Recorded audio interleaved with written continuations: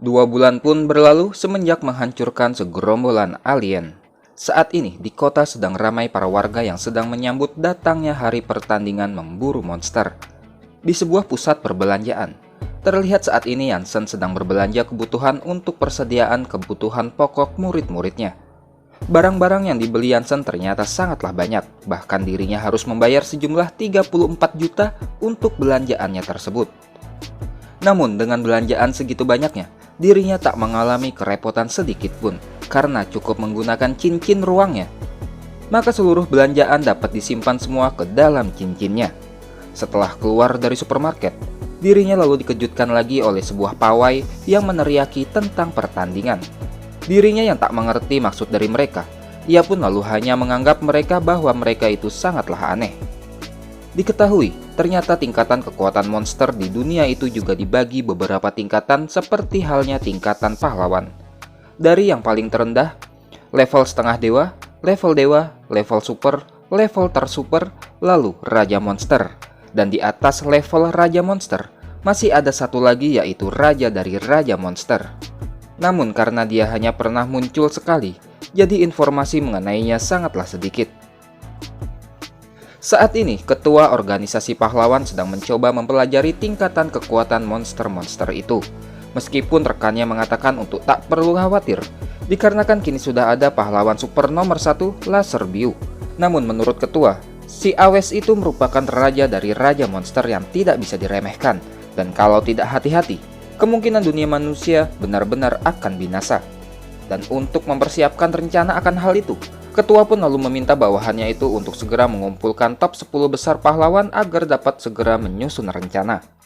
Tempat lalu berpindah ke Sekte Dewa Langit. Terlihat Xiaolu yang sudah menguasai jurus manipulasi pedang kini dengan santainya berangkat ke sekolah dengan menaiki pedangnya. Dan di belakangnya Xiaolu, ada Lan Bin yang juga sedang menaiki pedang. Namun, dengan membawa beberapa tumpangan, yaitu Zihao dan Lu bersaudara. Di depan kelas, ada Yansen yang sedang bersama dengan ketua kelas Mengki. Yansen pun bertanya tentang keanehan yang ia lihat di kota, yang mana ada banyak orang yang sedang membicarakan pertandingan. Mendengar hal tersebut, Mengki pun menjelaskan bahwa setiap 3 tahun sekali pasti akan ada sekumpulan monster yang datang menyerang, dan itu seperti yang dibicarakan Yansen di kelas, mengenai adanya suatu musim di dunianya yang disebut musim monster. Dan pada akhirnya Yansen pun langsung mengerti tentang hal itu, meskipun yang membedakannya bahwa di dunia ini menyebutnya bukan sebagai musim monster melainkan perburuan. Mengki pun lalu menceritakan rasa kekesalannya atas perburuan sebelumnya, yang mana sekolahnya selalu saja menempati posisi terakhir. Apalagi pada saat itu juga Mengki pernah dikejar-kejar monster berbentuk kotoran yang membuatnya harus menerima hinaan dari sekolah-sekolah tetangga. Oleh karena itu, dengan kemampuan yang telah banyak diajarkan Yansen, saat ini Mengki sangat ingin membalas orang-orang yang telah menghinanya. Jadi ia meminta izin dari Yansen agar membiarkan Mengki beserta murid-murid yang lain untuk ikut perburuannya. Yansen yang masih menolak permintaannya Mengki, dikarenakan berkelahi tidak ada manfaatnya dalam latihan. Dirinya pun lalu menanyakan mengenai informasi sekolah-sekolah super yang lain. Mengki lalu menjelaskan bahwa ada banyak sekali sekolah super di dunia ini. Bahkan sekolah super yang terkenal saja ada ribuan. Belum lagi sekolah super yang dikelola oleh pemerintah. Dan semua pahlawan top 10 bisa dikatakan hampir seluruhnya merupakan alumni dari sekolah super. Dan untuk sekolah yang didiami Yansen saat ini, ternyata sekolah tersebut telah dibagi menjadi 4 kekuatan, yang mana masing-masingnya bertugas mengelola 4 area di bumi. Sekolah ninja super dari timur, khusus melatih ninja-ninja pertarung, misalnya grup Rainbow Rangers. Di barat ada sekolah super penyihir, khusus mendidik calon-calon penyihir super. Di utara ada sekolah super terkuat di dunia. Mereka khusus menghasilkan pahlawan-pahlawan super yang suka berpakaian ketat. Dan yang terakhir, ada mereka di selatan, yang juga merupakan sekolah yang paling lemah di dunia. Sekolah super untuk orang awam. Dan sebelum Yansen datang, sekolah itu selalu menjadi yang paling terburuk. Oleh karena itu, ketua kelas Mengki pun terus membujuk gurunya agar mengizinkan mereka agar mengikuti pertandingan.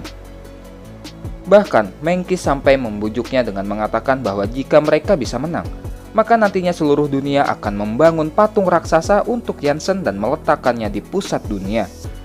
Yang sekaligus menggambarkan bahwa aliran kultivasi dewa adalah yang terkuat. Selain itu, seluruh dunia nantinya juga akan mempromosikan patung-patung miniatur Yansen dengan berbagai pose, serta akan ada juga mainan serta orang-orang yang mengcosplay dirinya. Namun setelah mendapatkan banyak bujukan dari Mankey, Yansen tetap bersikukuh tidak mengizinkan untuk mengikutinya, karena hal itu tidak akan berguna untuk latihan. Di suatu tempat, terlihat ada beberapa penyihir yang sedang menuju ke daerah selatan. Dalam perjalanannya, mereka lalu bertanya-tanya mengenai sekolah super di selatan yang telah berganti nama menjadi Sekte Dewa Langit, dan itu terlihat seperti bidang kekuatan super jenis baru. Namun mereka tetaplah tidak mempermasalahkan hal itu. Mungkin memang gurunya itu kuat, tapi bukan berarti murid-muridnya juga kuat. Dan mereka merasa bahwa murid-murid ilmu sihir kini telah banyak menguasai sihir fisika. Maka mereka yakin bahwa jalannya pertandingan nanti tidak akan bisa ditebak. Singkat cerita, sampailah mereka di rumah sakit area selatan. Yang ternyata kedatangan mereka ke rumah sakit itu adalah untuk menjenguk Lan Qi. Namun sesampainya di sana, mereka malah harus menerima kabar dari Lan Qi bahwa dirinya berniat akan segera pensiun. Kabar itu pun sontak membuat penyihir-penyihir itu sangatlah terkejut. Karena walau bagaimanapun Lan Qi merupakan pahlawan dari top 10 besar yang juga merupakan alumni dari sekolah bidang penyihir super. Jadi jika Lan Qi benar-benar pensiun, maka sekolah penyihir super levelnya juga akan menurun menjadi sekolah level menengah saja. Jadi mereka membujuk Lan Qi untuk mengurungkan niatnya itu. Namun keputusan Lan Qi sudahlah bulat. Bahkan ia telah mengirimkan surat pengunduran dirinya ke markas pusat dan juga asistennya telah membantunya mengurus keperluan pensiunnya. Meskipun yang dikerjakan asistennya itu adalah malah mengurus surat nikah untuknya dengan Lan Qi. Mendengar keputusan seniornya itu, salah satu dari penyihir itu pun lalu menyampaikan kekhawatirannya jika seandainya terjadi bahaya pada bumi. Lan Qi yang lalu mengatakan bahwa bumi saat ini sudah damai. Penyihir itu pun lalu menambahkan bahwa menurut kabar, laser biu dibangkitkan dikarenakan ada suatu bahaya yang mengancam, dan itu bukanlah bahaya yang disebabkan oleh serangan alien sebelumnya, melainkan dari rajanya Raja Monster. Dan kabar itu didapatkan dari asisten ketua organisasi yang ternyata adalah saudaranya salah satu penyihir. Kabar tersebut pun sontak membuat Lan Qi sangatlah terkejut. Ditambah lagi asistennya sendiri juga mengatakan kemungkinan itu adalah benar. Karena baru saja ketua organisasi pahlawan menghubungi yang katanya akan mengadakan meeting darurat para pahlawan super. Jika memang kabar itu benar, Lan Qi pun berpikir bahwa itu benar-benar merupakan masalah yang besar. Karena monster itu merupakan monster yang tak akan bisa ditangani oleh pahlawan super paling top sekalipun. Dan bagaimanapun caranya, monster itu tetap harus diselesaikan. Lan Qi pun meminta para juniornya untuk pulang terlebih dahulu, dan dirinya lalu meminta asistennya untuk mengantarkannya ke suatu tempat. Singkat cerita, ternyata tempat yang ingin dituju Lan Qi adalah ke Sekte Dewa Langit untuk menemui Yansen. Asistennya yang benar-benar ketakutan pada Yansen, dirinya pun memaksa Lan Qi untuk tidak ke sana. Karena kemungkinan mereka akan mati jika sampai berhadapan dengan Yansen lagi. Namun, tujuan Lan Qi ke tempat itu bukanlah untuk menantang Yansen, melainkan untuk meminta bantuannya. Karena Lan Qi sangatlah yakin jika Yansen bersedia membantu, maka raja dari Raja Monster itu pun pastilah bukan masalah. Tiba-tiba datang seseorang yang terbang menaiki pedang, dan lalu berhenti tepat di depannya Lan Qi. Yang ternyata itu adalah Wu Mengqi. Lan Qi cukup terkejut melihat kemampuan terbangnya Mengqi. Setelah menjelaskan bahwa itu hanya sekedar jurus manipulasi pedang, dirinya pun mengatakan bahwa dirinya diberi tugas oleh Pak Guru Yan untuk mengecek keluar gerbang, dikarenakan dirinya melihat ada dua orang aneh yang mencurigakan di luar. Mereka berdua pun mendadak pucat mengetahui bahwa Yansen telah menyadari kedatangan mereka. Mengqi yang menyadari bahwa Lan Qi berniat menemui gurunya, dirinya pun mengajak mereka berdua untuk masuk ke dalam. Namun, baru saja akan melangkah memasuki gerbang, tiba-tiba mereka merasakan aura yang sangat menakutkan dari dalamnya, hingga membuat Lan Qi menelan ludah karena merasa ketakutan. Diketahui, gerbang sekolah tersebut terhubung dengan dunia kecil yang diciptakan Yansen, yang mana di dalamnya terdapat beberapa pulau terapung. Di salah satu pulau terapung, tempat ruangannya Yansen berada. Setelah meminum minuman teh penenang hati buatan Janssen yang mana menurutnya satu tegukan saja dari minuman itu dapat menambah umur selama 30 tahun. Lan Kiki yang sangat terkejut akan khasiatnya pun langsung meminta Janssen untuk membungkuskannya lagi agar bisa ia bawa pulang. Namun Janssen langsung menolak permintaannya karena minuman itu hanya akan ia hidangkan ketika ada tamu. Setelah itu, Lan Kiki pun lalu menceritakan permasalahan di dunia ini mengenai akan munculnya raja dari Raja Monster, yang juga merupakan musuh terbesar dari bumi saat ini. Sebelumnya, Lan Kiki beserta rekan-rekan pahlawan yang lainnya telah menyelamatkan bumi dari tangannya para Raja Monster, dan dari sanalah peringkat pahlawan mereka didapatkan.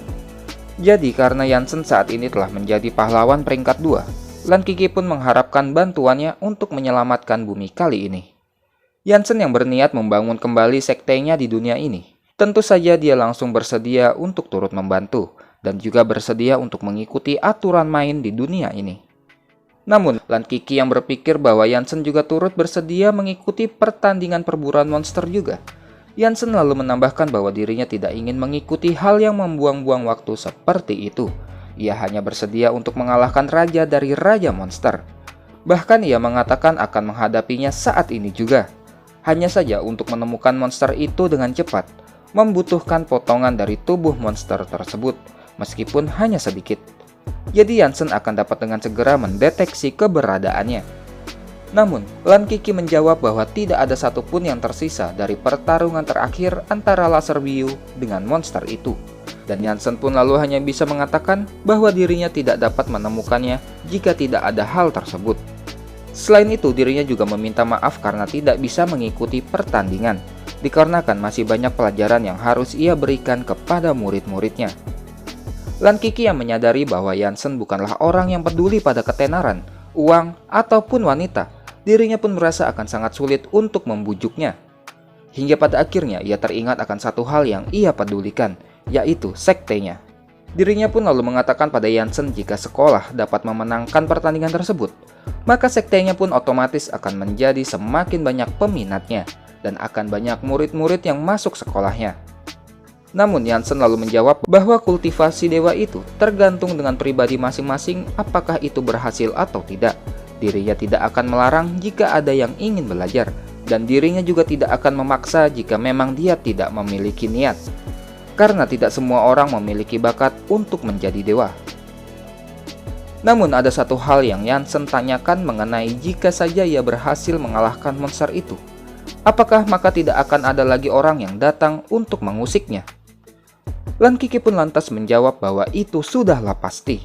Karena jika monster itu dikalahkan, maka dunia akan damai, dan dengan begitu Janssen bisa menikmati hari-hari damainya dengan tenang. Dan pada akhirnya, Janssen serta murid-muridnya pun setuju untuk mengikuti pertandingan perburuan monster itu. Dan untuk kali ini saja, Janssen juga bersedia untuk mengikuti arahannya Lan Kiki. Singkat cerita, Janssen yang telah setuju mengikuti pertandingannya, Lan Kiki lalu mengajaknya ke markas pusat organisasi pahlawan super. Dan berdasarkan peraturan organisasi yang mengharuskan memakai pakaian formal, terpaksa Janssen pun juga harus mengikutinya. Di dalam markas, sudah ada Rainbow Rangers yang masih berselimutkan perban, serta juga ada laser biu yang sedang penasaran serta mentertawakan Rainbow Rangers yang telah babak belur serta dibuat koma selama 2 tahun. Hingga di saat Janssen dan Lan Kiki masuk ke ruangan tersebut. Jadi dia ya? Aneh sekali. Bagaimana bisa kalian dikalahkan dari seseorang yang tidak memiliki kemampuan super? Bahkan kekuatan combatnya hanya 5 poin saja. Ucap laser biu yang lalu pandangan dirinya pun teralihkan ke arah Lan Kiki. Dengan cepat dirinya pun langsung terbang ke arahnya. Oh Lan Kiki, sudah lama kita tidak jumpa. Kau makin cantik saja sekarang. Rayu laser biu yang lalu dengan jarinya Lan Kiki langsung menebas kelopak bunga itu. Dan kelopak bunga itu langsung berhasil memotong sebuah pisang. Minggir, kalau kau berani menggodaku, kau akan berakhir seperti itu. Ucap Lan Kiki sembari menunjuk ke arah pisang yang terpotong. Dan hal itu pun langsung membuat laser biu mundur perlahan karena takut miliknya juga akan terpotong. Sudah, semua harap tenang. Hari ini, aku mengumpulkan kalian semua di sini untuk membicarakan hal penting. Kurasa kalian juga sudah tahu bahwa Raja Monster masihlah hidup. Tujuan kita rapat hari ini adalah untuk mencari tahu keberadaan raja dari raja monster itu dan lalu menghabisinya. Di waktu yang sama, di suatu tempat di dunia, di sebuah stadion yang di dalamnya ternyata adalah markas monster. Para alien itu telah kalah, ucap salah satu dari 4 raja monster bernama Kawas. Tentu saja, bodoh sekali mereka, malah berhenti di langit bumi, jawab raja monster Dawas. Kita saja sudah berperang melawan pahlawan selama berabad-abad belum bisa menang. Kakek-kakek buyutku semua mati di tangan para pahlawan. Mereka kira mereka sanggup menghancurkan bumi hanya dengan teknologi yang mereka miliki, ucap raja monster Nagas. Benar sekali. Kalau ingin menghadapi para pahlawan super, kita hanya bisa menyerang secara diam-diam, tambah raja monster Nados. Dan di tengah-tengah keempat raja monster, ada Awes, raja dari raja para monster. Jangan berisik. Sekarang yang bisa kita lakukan hanyalah bekerja sama. Saat ini, selain kalian berempat, semua raja monster lainnya sudah kapok dihajar pahlawan super. Jadi kita harus berusaha membuat mereka bersemangat lagi, ucap Awes yang perintahnya itu lalu diiyakan oleh keempat raja monster. Di luar markas, ada 2 monster penjaga yang sedang dikejutkan dengan munculnya 2 sosok dari balik kegelapan, dengan pedang yang bertuliskan kata siluman. Lalu mulai terlihat bahwa kedua sosok itu adalah 2 orang wanita dengan bentuk fisik seperti manusia. Salah satu penjaga pun lalu masuk ke dalam untuk melaporkan pada raja bahwa ada 2 monster yang datang untuk bertemu dengan raja. Dikarenakan raja berpikir bahwa saat ini memang sedang membutuhkan tambahan pasukan, raja pun lalu mempersilahkan 2 monster wanita itu untuk masuk. Sesampainya kedua wanita itu di dalam, sontak para monster pun sangat terkejut dikarenakan mereka melihat sosok kedua monster itu ternyata sangatlah mirip dengan manusia. Salah satu raja pun menanyakan kedua wanita itu mengenai jenis monster seperti apa mereka. Namun wanita itu lalu menjawab bahwa mereka bukanlah monster, melainkan siluman. Raja monster Kawas pun lalu memeriksa tingkat kekuatan mereka. Namun ternyata, berdasarkan alat pengukurnya, tingkat kekuatan kedua siluman itu hanyalah 5 poin dan tidak memiliki kekuatan super. Hal itu pun lantas membuat monster-monster lain meremehkannya. Namun bagi Awes, itu tidaklah mengapa. Dikarenakan saat ini mereka kekurangan orang, maka tak peduli sekecil apapun kekuatannya, mereka tetap harus bersatu dan mengumpulkan semua kekuatan yang ada. Jadi, kau adalah raja di sini? Tanya salah satu wanita siluman. Dan setelah Awes menjawab bahwa memang dia adalah rajanya, penggalan sempurna. Dengan kecepatan yang sangat luar biasa, wanita itu pun telah memberikan tebasan bertubi-tubi pada raja. Dan lalu, Awes raja dari raja para monster pun hancur berkeping-keping. Dengan banyaknya darah Awes yang berhamburan, siluman itu lalu menjulurkan tangannya dan lalu menghempaskan darah-darah itu ke udara. Dan bahkan juga sekaligus menyingkirkan cuaca berawan gelap di area tersebut dan menjadikannya cuaca yang cerah. Dan setelah area markas monster sudah benar-benar bersih, mulai hari ini, aku adalah ratu kalian, ucap salah satu wanita siluman. Di markas pusat organisasi pahlawan super, mereka semua yang belum mengetahui bahwa Awes si raja dari raja para monster telah mati, dan posisinya yang telah tergantikan oleh siluman transformasi. Ketua organisasi masih dengan semangat menggebu-gebunya mengajak semua pahlawan untuk menemukan raja monster itu dan lalu menghabisinya. Namun Yansen tiba-tiba mengendus aroma aneh yang tidak asing baginya. "Kamu kenapa?" tanya Lan Kiki. "Tidak apa-apa, hanya saja aku mencium aroma yang tidak asing." "Hah? Mencium sesuatu yang tidak asing?" "Ya, kalau tidak salah 2000 tahun yang lalu aku pernah melihat hal ini. Tapi saat itu aku masihlah kecil, dan sampai saat ini sudah banyak hal yang aku lihat. Jadi sekarang aku lupa apa itu," ucap Yansen yang mencoba mengingat-ingat kembali aroma apa itu. Kembali ke markasnya para monster. Monster-monster yang hanya bisa bersedih melihat rajanya telah dihabisi tanpa tersisa oleh wanita siluman. Dan raja-raja yang tersisa pun lalu hanya bisa menganggap bahwa riwayat para monster berarti juga akan berakhir. "Hei, silahkan saja kalau kau ingin menjadi rajanya, tapi kenapa kau juga harus membunuhnya?" "Ah, dia terlalu jelek," ucap si wanita pembunuh raja. "Berlututlah dan sapa aku Ratu Siluman. Atau masih ada yang keberatan?" Para monster yang ketakutan akan siluman itu pun lalu memilih berlutut sembari memanggil Ratu Siluman. Rekan dari siluman pembunuh raja itu pun menganggap monster-monster di dunia ini sangatlah lemah. Jadi ia mempertanyakan rekannya kenapa mau-maunya menjadi ratu di tempat itu. Namun rekannya menjawab bahwa selain raja monster yang ia bunuh, masih ada 4 monster yang lumayan, dan kekuatannya sebanding dengan monster besar di dunia asalnya. Namun, membandingkan dengan monster besar di dunia asalnya, yang ada sangatlah banyak, sedangkan di dunia ini hanyalah terdapat 4. Hal itu pun membuat rekannya pembunuh raja semakin hilang ketertarikannya dan memilih akan meninggalkan tempat tersebut. Ratu, tolong jangan pergi. Kalian tidak boleh pergi dulu. Kalau kalian pergi, kami tidak akan bisa bertahan lama. Mohon Raja Monster Nagas sembari menangis. Berdiri dan bicaralah yang benar, ucap Ratu Siluman. Yang mulia Ratu, sekarang raja dari para raja monster telah mati. Rencana penyerangan kami yang sebelumnya pun sudah pupus. Kalau kalian pergi begitu saja, maka kami akan berakhir dengan hanya menjadi peliharaannya para pahlawan itu. Aku sudah tiba di sini sejak 2 tahun yang lalu, jadi kurang lebih aku mengerti dengan situasi di sini. Tapi, aku sama sekali tidak tertarik untuk ikut berpartisipasi dalam kegiatan kalian itu. Tapi yang mulia Ratu, kau juga tidak ingin bawahanmu menjadi budak peliharaan orang lain kan? Masuk akal juga. Aku jadi teringat pada kultivator menyebalkan itu. Baiklah, lalu apa rencana kalian tadi? Kami berencana menyerang ke-4 sekolah pahlawan terbesar di bidang combat di dunia ini. Pepatah manusia mengatakan bahwa anak-anak adalah generasi penerus bangsa. Jadi menurut kami, karena seumur hidup kami tidak bisa memiliki harapan untuk mengalahkan para pahlawan super, kami pun lalu bermaksud akan menghancurkan generasi penerus mereka. Setidaknya kami jadi bisa memberikan kesempatan pada generasi penerus monster untuk dapat mengalahkan para pahlawan itu suatu saat nanti. Mendengar dari ceritanya yang menilai bahwa pahlawan itu sangatlah kuat, rekannya Ratu Siluman pun lalu berkata bahwa ia mendengar bahwa raja dari para raja monster itu kekuatannya seimbang dengan pahlawan nomor 1 di dunia ini. Dan itu berarti bagi kedua siluman itu para pahlawan sangatlah lemah. Namun para raja monster lalu menambahkan bahwa mereka tidak boleh meremehkan para pahlawan, karena di dunia ini ada suatu kekuatan aneh yang membantu para pahlawan, dan itu disebut kekuatan pasif para pahlawan. Kedua siluman yang terheran-heran dengan maksud dari kekuatan pasif itu, Raja Monster Nagas lalu memberitahukan bahwa ada suatu kekuatan pasif yang dinamakan air mata kasih dan juga cahaya kebenaran. Contoh kasusnya, setiap kali ada monster menyerang dan berhasil menghajar para pahlawan hingga sisa napas berakhir, atau bahkan sudah hampir mati.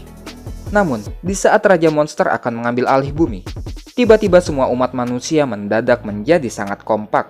Mereka menangis atau bahkan hanya mengangkat tangan mereka setinggi-tingginya. Dan 2 hal itulah yang disebut air mata kasih dan cahaya kebenaran. Kemudian pahlawan super yang tadinya hampir mati dan sekarat, tiba-tiba celing dan lalu bangkit kembali. Bahkan pahlawan super yang bangkit kembali menjadi sangat kuat dan tidak diragukan lagi. Mereka pun akan mampu menghabisi Raja Monster dalam sekali serang. Dan jika memikirkan hal tersebut, para monster kini semakin frustasi bahwa mereka pasti tak akan pernah bisa mengalahkan para pahlawan.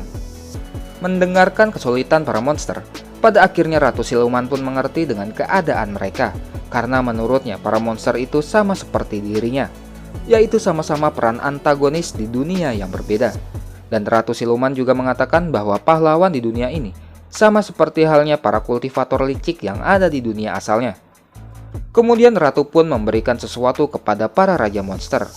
Nagas yang tidak mengerti benda apa itu, Ratu pun lalu menjelaskan bahwa itu adalah kantong kosmos milik siluman. Di dalamnya ada 400.006.000 senjata dan harta milik siluman yang seharusnya cukup untuk monster pakai. Namun dari semua senjata di dalamnya, Ratu memperingatkan bahwa ada 4 senjata yang harus hati-hati dalam penggunaannya. Itu adalah 1 senjata pengubah ki menjadi dewa, 2 senjata penambah energi ki, dan 1 senjata calon siluman. Dan lalu Ratu Siluman pun undur diri dari tempat itu untuk menuju ke utara, ke tempat wahana bermain besar yang kabarnya baru saja dibuka. Sementara itu di tempat lain, setelah pertemuan para pahlawan berakhir, diputuskan bahwa 10 besar pahlawan akan menjadi juri dalam perlombaan kali ini. Lalu pahlawan-pahlawan di bawah peringkat itu akan pergi mencari dan melacak mengenai informasi keberadaan raja dari Raja Monster dan memberitahukannya ke 10 besar pahlawan. Para pahlawan belumlah tahu bahwa raja dari Raja Monster telah mati, dan bumi saat ini sedang terancam terseret ke dalam pertarungan sengit antara kultivator dengan siluman serta pahlawan super dengan monster. Singkat cerita, 2 hari berlalu. Hari penyelenggaraan pertandingan perburuan monster pun tiba. Aturan pertandingan masihlah sama seperti tahun sebelumnya. 1 ekor monster biasa mendapatkan 3 poin, monster level setengah dewa 5 poin, monster level dewa 20 poin, monster level super 50 poin, dan monster level tersuper mendapatkan 100 poin. Dan masih ada satu hal lagi, bagi siapapun yang terlebih dahulu dapat mencapai kota di bawah, maka ia akan mendapatkan 30 poin. Dan sekolah yang mendapatkan poin terbanyaklah yang memenangkannya. Semua peserta dari masing-masing sekolah kini telah bersiap di area pertandingan dimulai. Peserta dari daerah timur, sekolah ninja super. Peserta dari daerah barat, sekolah penyihir. Peserta dari utara, sekolah manusia super. Dan terakhir, peserta dari selatan, perguruan kultivasi dewa. Lalu di meja juri, ada pahlawan nomor 1 Superman Laser Biu, pahlawan peringkat 2 Yansen si jubah hitam, pahlawan peringkat 3-7 Rainbow Rangers, dan terakhir pahlawan peringkat 8 Lan Kiki. Dengarkan, ketika lomba dimulai, hajar dulu manusianya. Asalkan kita menghajar semua murid dari ketiga sekolah itu, maka semua monster akan menjadi milik kita, ucap ketua kelas dari sekolah ninja. Tidak usah mempedulikan monsternya, kita urus dulu manusianya, ucap perwakilan sekolah sihir. Semuanya, bersiaplah untuk bermain keroyokan, ucap perwakilan sekolah manusia super. Dengarkan aku jaga bagian depan. Lanbin di sayap kiri, Zihao di sayap kanan. Siapapun yang berani mendekat, habisi dia. Ketua kelas, persiapkan bom nuklir. Kita semua sudah pernah berhasil melakukannya. Sekarang tergantung kamu. Kita akan melindungimu selama 1 menit. Nanti kalau terjadi kekacauan, langsung hantamkan saja ke wajah mereka, perintah Xiaolu. Wah, apa kau tidak takut membunuh orang? Ikuti saja perintah guru. Tidak perlu pusing memikirkan hidup dan mati lawan. Panitia pertandingan mulai memberikan aba-aba dan pertandingan pun dimulai. Ketua kelas dari sekolah ninja dengan cepat mulai meluncur duluan. Keparat, itu adalah lompatan vertikal. Teman-teman, kakak jalan duluan ya. Sialan, si brengsek itu ingin mendapatkan 3 poin duluan. Berani-beraninya kau bermain licik di hadapanku. Akan kupatahkan kakimu, ucap perwakilan dari sekolah manusia super yang lalu berusaha untuk mengejarnya. Zihao kini mulai mengerti mengapa sekolah ninja berhenti sangat jauh dari yang lainnya. Dan karena peraturan pertandingannya hanya sekedar dimulai dari langit dan tidak disebutkan di mana titiknya, maka posisi sekolah ninja yang berada tepat di atas lokasi pendaratan pasti akan mampu mendarat lebih cepat. Sekolah manusia super sudah hampir mengejar sekolah ninja. Namun, tiba-tiba ninja itu melempar bom dan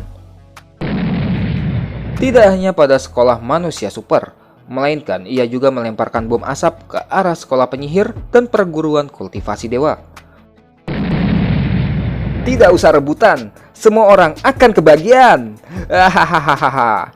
Namun di saat ninja itu sudah hampir mencapai permukaan, ternyata penyihir dari sekolah sihir telah mempersiapkan senjatanya dan setelah benar-benar dengan tepat membidiknya, senjata basoka pun berhasil mengenai si ninja tersebut. Tindakan dari sekolah sihir yang tidak tanggung-tanggung itu pun sontak membuat semua orang terkejut. Dasar pecundang, ucap penyihir itu. Kini semua penyihir dari sekolah sihir telah mengeluarkan senjatanya. Tidak lagi seperti tahun lalu yang hanya menggunakan tongkat sihir. Kali ini mereka menggunakan senjata basoka, pistol panjang, meriam, bahkan senjata laser. Biar kutunjukkan pada kalian apa yang dimaksud dengan sihir fisika itu. Ya ampun, mereka benar-benar gila. Xiaolu benar, memang tidak perlu tanggung-tanggung dalam menghadapi orang-orang ini. Usaha para murid dari sekolah sihir untuk menembaki peserta lain masih terus berlanjut.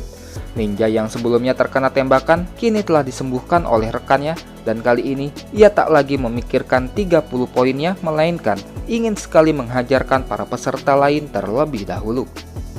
Hajar mereka sampai babak belur, jangan sampai ada yang terlewatkan, ucap sekolah sihir yang maju bergabung ke pertempuran. Di sisi lain, para peserta dari perguruan kultivasi dewa, kali ini mereka sudah mulai akan bertindak. Terlihat ketua kelas Mengki sudah melayang di udara menggunakan pedang dan bersiap akan mengeluarkan serangan bom nuklirnya. Biar kutunjukkan pada kalian versi baru dari kekuatan Ki berbentuk naga, ucap Mengki yang lalu dirinya melakukan pergerakan mengumpulkan Ki. Dan lalu, dengan mengangkat tangannya, dirinya melakukan pergerakan yang sama seperti jurus yang digunakan Raja Pedang dari neraka. Sontak sikap jurus yang Mengki perlihatkan itu membuat Zihao dan Lan Bin sangatlah terkejut, dikarenakan itu merupakan jurusnya Raja Neraka, yaitu hantaman biasa super kecil. Namun tidak begitu dengan Xiaolu, dirinya lalu memberitahukan bahwa jurus itu memiliki 6 lapisan, dan yang baru mereka ketahui hanyalah sekedar kulitnya saja. Ini belum ada apa-apanya jika dibandingkan dengan miliknya Raja Pedang dari Neraka. Tetapi, ini sudahlah cukup. Setidaknya mereka akan kesulitan untuk menjaga kepala mereka agar tetap utuh. Bola Ki yang dikumpulkan Mengki sudah semakin membesar. Para Rainbow Rangers yang melihatnya pun juga cukup terkejut, dikarenakan mereka tahu itu adalah jurus yang digunakan lawan mereka sebelumnya. Sedangkan Laser Biu yang belum mengetahui siapa Raja Neraka dan juga apa itu hantaman biasa super kecil, dirinya pun hanya bingung melihat ekspresi orang-orang. Ini bukan perlombaan lagi namanya, melainkan pembunuhan massal. Hei, kalian, kelas kultivasi dewa, jangan keterlaluan, ucap Bembo Black. Dan Yansen pun lalu hanya meresponnya dengan berpikir bahwa murid-muridnya itu ternyata cepat juga dalam belajar. Sekolah sihir masih sibuk menembaki peserta lain, sedangkan peserta sekolah manusia super yang sedang berusaha untuk mendekati penyihir-penyihir itu. Tiba-tiba alat sensor panas mereka bereaksi, dan setelah melihat ke atas bahwa perguruan kultivasi dewa sedang mempersiapkan serangan yang sangat besar, sontak mereka pun sangatlah terkejut karena baru menyadarinya. Ups, ketahuan deh. Sekolah ninja dan penyihir masih belum menyadari dan hanya terheran-heran mendengar teriakan peserta dari sekolah manusia super, hingga saat mereka juga menoleh ke atasnya. Ah, ya Tuhan, matilah kita. Mereka pun tidak kalah histeris setelah melihat apa yang sedang Mengki persiapkan. Aku lupa kalau segerombolan pecundang ini masih memiliki jurus itu. Pantas saja dari tadi mereka hanya bersembunyi di belakang sana. Semuanya, jangan panik. Aku pernah meneliti jurus itu. Mereka membutuhkan waktu 1 menit untuk mempersiapkannya. Kita masih memiliki waktu. Ayo kita hajar dulu mereka. Kini ketiga sekolah memutuskan bekerja sama untuk menggagalkan usaha perguruan kultivasi dewa menembakkan serangannya. Saat ini, Mengki yang belum selesai membentuk naga sempurna, dirinya pun meminta sedikit waktu lagi kepada rekan-rekannya. Baiklah, serahkan pada kami, ucap Xiaolu. Aku akan menghadapi ninja, ucap Zihao. Aku hadapi sekolah sihir. Sudah berlatih cukup lama. Akhirnya, tiba saatnya untuk menguji hasilnya, ucap Lan Bin. Dasar brengsek, jangan pikir kalian bisa berlagak jago hanya karena telah mempelajari jurus aneh. Tahun lalu kami bisa menginjak-injak kalian, maka kali ini pun akanlah sama. Kalian bisa apa selain satu jurus ini, ha? Kemari, dan lihatlah dengan kepalamu sendiri. Cukup omong kosongnya, kemarilah. Rasakan pedangku ini, penggalan samurai. Pedang 9 nyawa. Kemampuan manipulasi pedang yang telah berhasil dikembangkan Zihao membuatnya kini mampu mengendalikan pedang dalam jumlah yang banyak untuk menyerang. Dan ketua kelas sekolah ninja yang sangat terkejut dengan serangan bertubi-tubi tersebut, dirinya pun hanya mampu berusaha menghindari serangan tersebut. Teknik pedang apa itu? Hebat juga, mampu membuatku terluka. Baiklah, pertarungan ini jadi lebih menarik, ucap ketua kelas ninja. Yang lalu tiba-tiba Zihao dengan cepat meluncur sembari memberikan serangannya, hingga mampu membuat kerusakan pada armor lawan. Pergerakan cepat serta kemampuan berpedang Zihao pun sontak membuat ninja itu sangatlah terkejut. dikarenakan yang ia tahu sebelumnya bahwa Zihao hanya mampu menyerang dengan api. Jangan sepelekan aku! Bukankah kau bilang kau mau menyiksaku? Coba saja sekarang. Pertarungan sengit menggunakan pedang antara Shadow dari sekolah ninja melawan Zihao pun terjadi. Dan orang-orang yang melihat pertarungan tersebut pun mulai mengerti bahwa sekolah kultivasi dewa tidak hanya mengganti namanya, melainkan kekuatan mereka juga telah meningkat pesat dengan kekuatan super yang tergolong baru. Dan jalannya pertandingan kini menjadi tidak pasti siapa yang akan menjadi pemenangnya. Baiklah, kuakui bahwa aku telah meremehkanmu. Kau sudah berkembang pesat dibandingkan dulu. Kelihatannya hasil latihanku belum cukup. Belum sampai seperti guru yang pasti bisa langsung mengalahkanmu dalam sekali pukulan. Dan mereka berdua pun lalu melanjutkan lagi pertarungannya. Di sisi lain, tembakan Basoka dari penyihir terus menghujam perguruan kultivasi dewa. Dan yang menghadang serangan penyihir itu adalah Lan Bin menggunakan teknik pedang buta. Lan Bin yang dapat terus menghalau serangan-serangan dari penyihir dengan mata tertutup. Hal itu pun lantas membuat peserta dari sekolah penyihir sangatlah terkejut dengan kekuatan dari lawannya. Dan bertanya-tanya kepada ketua kelas mengenai bagaimana cara menghadapi peserta dari perguruan kultivasi dewa. Serahkan saja padaku, kalian semua. Segera halangi mereka untuk membuat bom nuklir itu. Di belakang, ketua kelas sekolah ninja yang melihat orang dari sekolah pahlawan super masih belum bergerak. Dirinya pun lantas meminta mereka untuk segera bergerak maju ke depan. Ditambah lagi, yang tim ninja ketahui bahwa dari perguruan kultivasi dewa hanya Zihao dan Lan Bin sajalah yang wajib diwaspadai. Saat ini Zihao dan Lan Bin sedang sibuk bertarung dan hanya tinggal satu wanita yang berjaga, jadi tak perlu takut kepadanya. Wanita itu adalah Xiaolu, murid kultivasi dewa yang tingkatannya paling tinggi di antara para murid. Orang-orang sekolah manusia super yang tidak mengetahuinya. Mereka pun lantas maju begitu saja untuk menyerang Xiaolu. Melihat musuh datang mendekat, Xiaolu pun langsung memasang posisi siap melawan dengan aura mengerikan dari Xiaolu. Hal itu pun lantas membuat ketua kelas sekolah ninja memperingatkan yang maju menyerang untuk segera kembali. Namun, formasi pembunuh 8 arah. Peserta dari ketiga sekolah pun lantas terkejut dan tak sempat untuk menghindar, karena di atas mereka kini telah ada formasi penyerangan. Yang lalu ribuan pedang pun lalu menghujani mereka dan berhasil mengikat mereka dengan pedang-pedang yang menancap di sekeliling mereka. Kalau tidak ingin tubuh kalian terbelah-belah, maka lebih baik kalian diam saja di tempat, ucap Xiaolu. Namun, tiba-tiba terjadi sesuatu pada pemimpin dari sekolah manusia super. Hinaan ini. Sejak kapan aku pernah menerima hinaan ini? Kalian pikir sekolah manusia super kami begitu mudahnya ditindas? Gawat, ketua kelas sekolah manusia super akan murka. Gawat, padahal rencana awal kami jangan sampai si barbar itu murka. Dari pembicaraan para penonton, diketahui bahwa kekuatan ketua kelas dari sekolah manusia super adalah ketika dia murka. Maka kekuatannya akan semakin besar, dan apabila kemarahannya telah mencapai batas akal sehat, maka kekuatannya pun tak akan lagi bisa terbendung. Bahkan di pertandingan sebelumnya, sekolah ninja sebenarnya sudah hampir menang, tapi dikarenakan mulut mereka gatal, hal itu pun membuat ketua kelas manusia super murka dan lalu menghajar habis-habisan sekolah ninja. Dan dikatakan bahwa yang mampu menghentikannya hanyalah pahlawan dari 10 besar. Orang itu yang kini sudah benar-benar murka.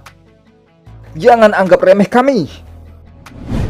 Pada akhirnya, ketua kelas manusia super mampu mematahkan kurungannya perguruan kultivasi dewa dan lalu langsung maju menyerbu mereka. Xiaolu, awas! Kalau sudah kehilangan kewarasan, dia akan semakin berani dan kasar ketika berkelahi, ucap Zihao. Xiaolu yang sudah paham dengan apa yang terjadi, dirinya pun lalu meningkatkan kekuatan serangannya. Dan lalu muncullah sosok pedang yang lebih besar, yang kemudian pedang itu menekan tubuh lawan dan berhasil menghentikan pergerakan ketua kelas manusia super. Di sisi lain, Mengki berharap rekan-rekannya dapat bertahan sebentar lagi, dikarenakan dirinya sudah hampir menyelesaikan persiapannya. Ketua kelas manusia super ternyata masih terus mencoba melawan. Tekanan yang semakin diperkuat Xiaolu masih terus dilawannya. Para penonton pun sangat terkejut karena Xiaolu mampu menahan pergerakan ketua kelas manusia super yang sedang dalam keadaan mengamuk. Dikarenakan biasanya yang mampu menahannya hanyalah pahlawan dari 10 besar saja. Di sisi lain, Melihat jurus yang dipersiapkan Mengki sudah hampir selesai, ketua kelas dari sekolah ninja pun sesegera mungkin memanfaatkan amukan ketua kelas manusia super tersebut untuk segera menghentikan Mengki. Namun, Zihao dengan cepat lalu juga menghadangnya. Apa artinya kau melakukan ini? Kita semua berada di jarak yang terlalu dekat. Kalaupun nuklir kalian berhasil, kita semua tetap akan meledak bersama-sama, ucap ketua kelas ninja. Kau bodoh ya. Kalau kami berani mengambil resiko ini, berarti kami memiliki cara untuk melarikan diri, jawab Zihao. Si ninja yang melihat kepercayaan dirinya Zihao, lalu berpikir untuk dapat mengecohnya. Lihatlah, ada UFO, ucap ninja itu yang ternyata dengan mudahnya mengecoh Zihao. Dengan cepat, ia pun lalu mengaktifkan mantra kandang yang pada akhirnya berhasil mengurung Zihao. Zihao pun lalu hanya berteriak menyesal karena dengan bodohnya ia bisa tertipu dengan tipuan konyol itu. Sekolah ninja yang merasa tidak akan ada lagi orang yang akan menahannya, mereka pun lalu bergegas untuk bersama-sama menyerang. Namun dengan kekuatan Xiaolu, lagi-lagi dirinya masih bisa menahan mereka semua. Aku sudah cukup menahan diri menghadapi kalian ini. Kalau kalian masih berani mendekat, jangan salahkan aku jika pedang itu menembus kalian. Paham? Ucap Xiaolu sembari menakuti para lawannya. Wanita keparat, ucap ketua kelas ninja yang pada akhirnya takut menghadapi Xiaolu. Energi Ki yang dikumpulkan Mengki sudah hampir membentuk naga sempurna. Murid-murid dari sekolah ninja yang merasa bahwa riwayat mereka akan benar-benar berakhir. Namun ketua kelasnya mengatakan bahwa pasti masih ada cara lain untuk bisa menghentikannya. Hingga pada akhirnya dirinya berpikir bahwa jika bisa menyerang Mengki dengan serangan ilusi, maka hal itu pasti akan langsung berhasil merusak ketenangan batinnya dan otomatis menggagalkan serangannya. Rekannya ketua kelas lalu mengatakan bahwa hanya saja ada 3 cara untuk memberikan serangan ilusi pada lawan, yaitu dengan cara memakai obat, menggunakan pandangan mata, dan menggunakan suara. Sedangkan saat ini mereka tidak bisa mendekat sama sekali, dan kalau pakai suara, itu masih terlalu jauh. Yang ada malah tenggorokan yang rusak sedangkan lawan belum tentu mendengarnya. Bodoh, tak bisakah kau memanfaatkan teknologi? Ucap ketua kelas sembari memberikan megapon pada rekannya. Menggunakan bantuan megapon, ninja itu pun lalu berteriak hingga suaranya berhasil sampai di pendengarannya Mengki di saat dirinya sudah sepenuhnya selesai dengan persiapannya. Namun, Mengki terlanjur masuk ke dalam teknik ilusi. Dengan sebuah ilusi di mana tiba-tiba ia berpindah tempat dan lalu ada gurunya di sana. Pecahnya ketenangan jiwa Mengki pun lantas membuat energi dalamnya menjadi rusak. Xiaolu yang terkejut dengan apa yang terjadi pada Mengki. Di saat Mengki sedang terluka akibat teknik ilusi tersebut, ketua kelas ninja pun langsung melemparkan bom kecil Green Tortoise ke arah Mengki. Xiaolu lantas secepat mungkin menyingkirkan bom itu. Namun meskipun dirinya berhasil menebas bomnya tepat sebelum mengenai Mengki, tetapi efek ledakan tersebut tetap mampu menghempaskan Mengki hingga terjatuh. Xiaolu, jangan pedulikan aku. Cepat lanjutkan jurus energi Ki menjadi naga itu. Kau gila ya? Jurus energi Ki menjadi naga ini berbeda antara level 1 dan 2. Jadi meskipun orang yang membuatnya tadi terhenti, jurus itu tak akan ikut menghilang. Dan kalau tak ada orang yang melanjutkannya, malah akan meledak di tempat. Lagi pula, jika makhluk hidup yang terbentuk dari Ki kehilangan kendali, maka mereka akan gusar dan kekuatan ledakannya pun semakin besar, ungkap Mengki. Yang lalu Xiaolu sangatlah terkejut karena ia baru mengetahuinya. Akhirnya, beres juga membereskan sekelompok pecundang ini. Diam kalian semua, kenapa bola raksasa itu masih ada di sana? Ucap ketua kelas ninja. Jimat teleportasi yang dibuat Xiaolu saat ini sedang berada di tangannya Zihao. Sedangkan saat ini dia sedang terkurung tak berdaya. Hal itu pun membuat Xiaolu tak tahu lagi apa harus menyelamatkan Mengki ataukah mengendalikan naga tersebut. Sedangkan saat ini, Ki berbentuk naga sudah terlihat murka. Dan hal itu pun membuat pahlawan nomor 1 mulai akan turun tangan untuk mengatasinya. Zihao tidak cukup fokus. Lan Bin hanya peduli dengan duelnya sendiri. Ketua kelas Mengki terlalu ceroboh. Xiaolu cukup sempurna, namun sayangnya tidak cukup tegas ketika bertindak. Tidak ada yang mulus dalam perjalanan berlatih menjadi dewa. Semoga duel kali ini dapat memberikan kalian banyak pelajaran berharga. Yansen yang lalu mulai turun tangan untuk menahan ledakan energi Ki tersebut. Dalam sekejap naga Ki menjadi tertekan dan lalu naga Ki itu pun lenyap tak tersisa. Hal itu pun membuat laser bio dan lainnya sangatlah terkejut. dikarenakan ternyata energi Ki sebesar itu dapat dengan mudah dikendalikan oleh Yansen. Di sisi lain, pada akhirnya Xiaolu berhasil menyelamatkan Mengki. Meskipun setelahnya Mengki merasa malu sendiri untuk menjelaskan di saat Xiaolu menanyakan ilusi apa yang telah mengusiknya. Perhatian semuanya, tingkatkan kewaspadaan kalian.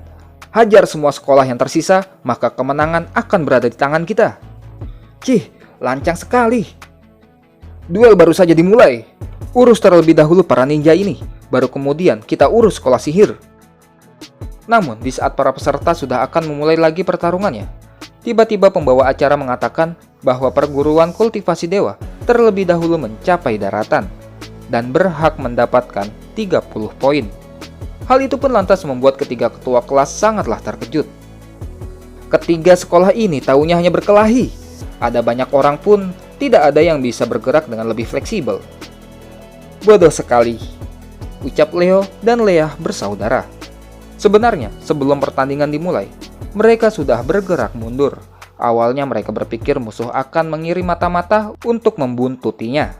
Namun, ternyata musuh tidaklah sepintar yang mereka kira. Dan kepintaran Leo dan Leah pun lantas membuat rekan-rekannya merasa kagum padanya. Dan begitu juga Yansen. Dirinya berpikir bahwa meskipun anak-anak tersebut belumlah mencapai peningkatan pelatihan, namun ternyata mereka memiliki lumayan cukup banyak akal juga. Mengingat 30 poin sudah diambil oleh perguruan kultivasi dewa, ketiga sekolah lainnya pun memutuskan untuk berhenti bertarung dan segera turun ke permukaan agar segera dapat melanjutkan pertandingan ke tahap perburuan monster. Meskipun tak ada satupun dari mereka yang terpikirkan kalau hari ini akan ada masalah besar yang menanti mereka. Dan pada waktu yang sama, di taman bermain di daerah utara, kedua siluman yang salah satunya juga merupakan ratu dari semua monster, terlihat kini sedang akan berhadapan dengan Steel Beetle.